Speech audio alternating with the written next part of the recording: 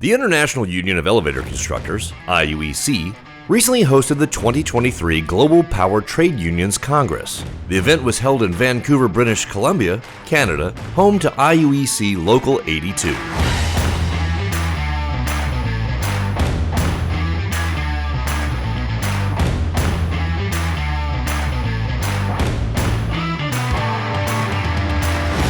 The IUEC has been a proud member of the Global Power Trade Unions, GPTU, since 2011.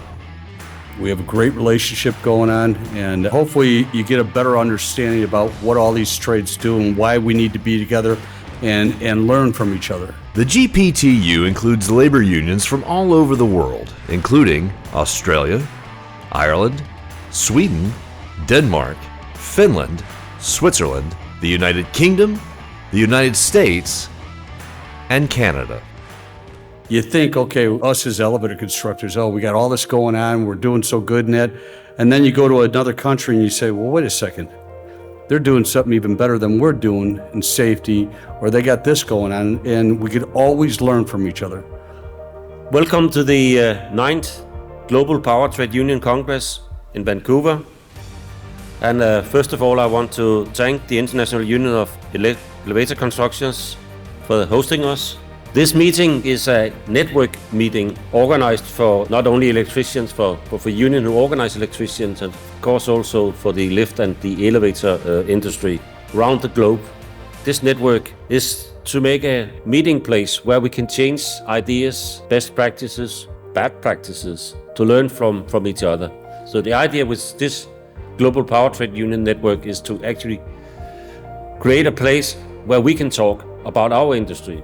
Members of the Global Power Trade Unions work together to address issues of importance to workers around the world, such as improving safety, advancing education and training, addressing skilled labor shortages, and building a more diverse workforce.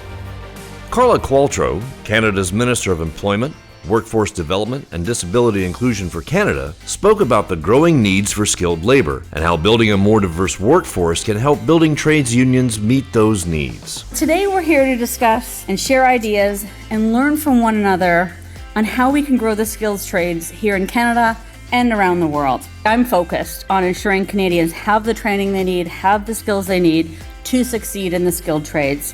Alongside this goal, as you wouldn't surprise you based on what you've heard about me, I'm focused on unlocking previously untapped pools of talent that are ready and able to work. I don't have to tell you, these are really good jobs. These are really well-paid careers. They set an individual on a path for a fulfilling life, a fulfilling profession, and where you can see that you'll be able to provide for your family, where you'll be able to advance, to get improve your skills, to learn, to make friends. Like everything you would want in a job, you get as a skilled trade workers. And I believe, and we believe, that unions are ideally placed to generate the interest that we need to kind of build within our younger populations. And I'm really proud of the relationships we've built over the years. As we make investments in a net zero economy, our national housing strategy, our manufacturing, we need to make sure that we have the people to actually build. And that's what we're doing. ETU National Secretary Alan Hicks spoke to the attendees about licensing as it relates to Australia's expected labour shortage. Most of you that have been to the Global Power Trade Union Congress will know that we've got about 65,000 members in Australia. We have 6 branches, and those branches are based on geographical areas. We look after all electrical workers in all different industries, right the way through from heavy industry, transmission, distribution, construction, mining, maintenance, elevator, construction, lift maintenance. We do all of that, and those 65,000 members make up our union. Today, I wanted to talk about the importance of licensing in Australia. To work as an electrician in Australia, whether it's in the lift industry, elevator industry, or whether it's a general areas as an electrician, you have to have a licence. It's illegal to conduct electrical work in Australia without that licence. Connect Trade Union General Secretary Paddy Kavanagh spoke about the power of joining forces and collaborating on things like licensing, marketing strategies, codes, and more. Ireland's a small open economy, very, very much open to the vagaries of international commerce and business. In 2015, we signed an international federation agreement with the UA. Last year, at our conference, we signed one with the ETU and with the IBEW. There's lots of other stuff in the agreement, but areas to look at in cooperation: foster growth and job security, skills and career development, apprenticeships, health and safety, recruitment and organising, collective bargaining and legislation, and possible joint ventures. Another thing we looked at was apprenticeship exchange programs, respective trade union qualification recognition. That's quite important. The IUEC had leadership from the US and Canada speaking at the conference, providing updates on local and international level topics such as safety, organizing, licensing, market recovery, benefits, and more. In the last 5 years, we've organized 1,733 members. Approximately 400 of those members were organized in the last year. We have approximately 600 contractors. We've got the same big five you have: Otis, Schindler, Kone, Thyssen, Mitsubishi. And then we've got roughly 500 to 600 independent signatory contractors that are tied to the exact same contract across our nation. Some of the other things we do: QEITF, we train elevator constructors to become elevator inspectors. We have national codes, requires inspection of the equipment by certified QEI inspectors. We're one of 3 organizations in the country that do that work. We also do continuing education, NEEP, which is the union education piece. This is national regulations for safety. We do a train-the-trainer to teach our apprentice instructors about those regulations and able to get those apprentice certificates. Also in attendance were featured speakers Dan Vanette, the director of the Canadian Elevator Industry Educational Program, CEEP, and Dave Morgan, executive director of the National Elevator Industry Educational Program, NEEP.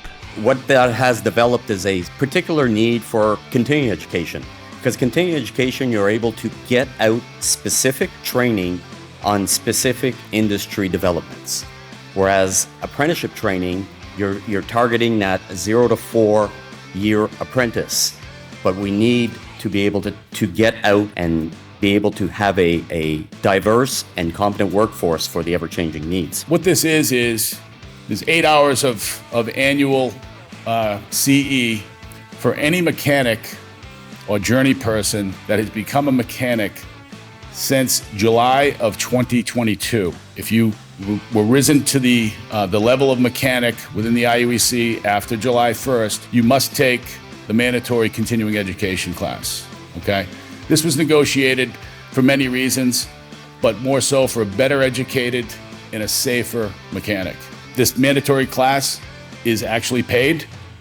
NEEP pays our mechanics to take these 8 hours at their mechanics rate for whichever local they work out of. During the 3-day conference, members of the Global Power trade unions addressed many concerns affecting the building trades. Brothers and sisters, the capital is global, and so must we be as trade unionists, and we must force strong bonds together amongst the electrical trade unions and the global trade union federations. By learning from the challenges and successes experienced by our brothers and sisters around the globe, the IUEC will continue to improve safety, education, and market reach in regions where our members work.